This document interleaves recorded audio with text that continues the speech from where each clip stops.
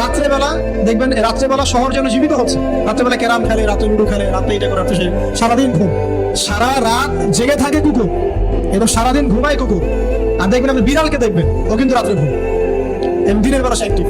পাখিকে দেখবেন, পাখি সন্ধ্যা হলো একদম ঘরে, যেই সূর্য ডুববে পাখি একদম ঘরে, দেখেন না, পাখি ঘরে। আর যেই ফজর হবে পাখি বেরোবে। আর আল্লাহ রাসূল সাল্লাল্লাহু আলাইহি ওয়াসাল্লাম হয়তো বা এই কারণেই, আল্লাহ ভালো জানেন, তিনি বলেছেন এমন কিছু মানুষ জান্নাতে যাবে যাদের মনটা হবে পাখির মতো। সুবহানাল্লাহ। দেখেন পাখি কি করে, একদম সন্ধ্যা হলো ঘরে ঢুকে গেল, যেই ফজর হবে একদম ফজর আগে আগে সে বেরোয় গেল।